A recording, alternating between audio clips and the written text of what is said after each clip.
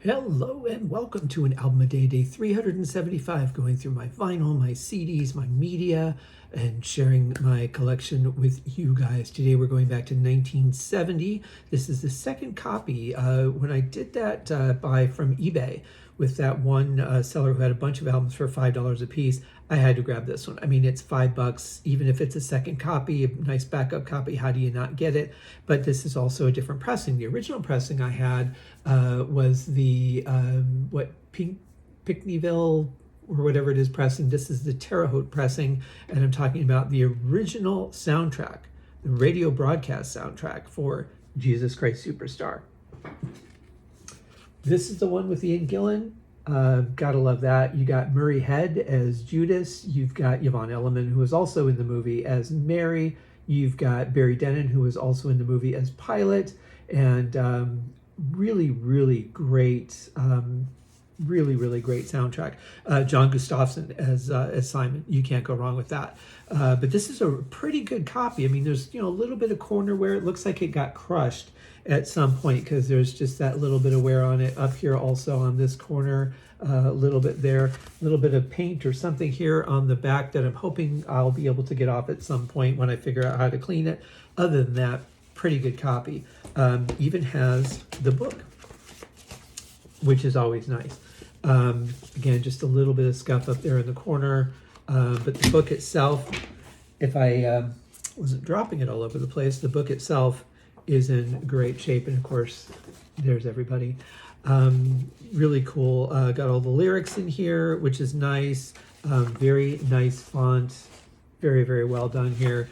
I really like how they actually break it down by who's singing what, because a lot of times you get lyrics for like an ensemble cast or multiple singers. It just has lyrics. It doesn't really tell you much individually. I think the sleeves were generic, if I remember right. Yeah. And that's okay, because what's the most important thing? The music. Always the music. So the first vinyl, it's a double vinyl, and I love the record label on this. Look at that. See, make sure I have it right there for you guys. Love that record label. A little bit different when it went on MCA for the film soundtrack, but this is really nice. I've always been a big fan of it. And I mean, obviously, a special sticker just for this. That's not like the standard record label sticker. And then, of course, the second vinyl as well.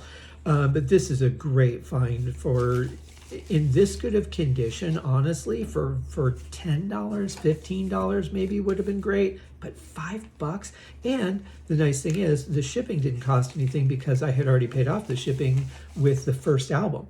Everything else after that was free. I think I gave her like a couple extra bucks or something. I think we worked out somehow for the additional albums. But I mean, basically, shipping was nothing. So that was really cool. But it's such a great addition to my collection. Of course, I've got the first copy, and then I have a copy from the movie soundtrack, which is great. Never came out in picture disc as far as I know. I'm going to have to double check and see, because that would be kind of an interesting thing for the collection as well. I'm actually surprised that a lot of stuff never came out in picture disc. Whitesnake albums, for example, Slide It In, I think, is the only one that was ever released on picture disc, and a bunch of Deep Purple albums were even as re-releases. But like Come and Get It would be a great one on a picture disc. Saints and Sinners, certainly. But Slide It In, that's the one that came out. Of course, that was an album that kind of hit in the States, though, so maybe that's why. In fact, some of the Deep Purple reissues were United States pressings, so that's interesting. But yeah, one of the album cover of the movie soundtrack with with him up on the cross would be a really cool picture disc. I know there's one for In the Court of the Crimson King. Tomorrow's album of the day also has a picture disc that I kind of wish I'd have held out for that instead of buying the regular album, but happy to have the regular album in my collection as well. Anyway, guys, if you have not seen the movie, check it out. That stars Ted Neely as Jesus, not Ian Gillan from Deep Purple. If you want to check out the original broadcast recording with Ian Gillan, go for this. It's really cool. Hope you guys are having a great day, and we'll see you tomorrow for the next one. Cheers.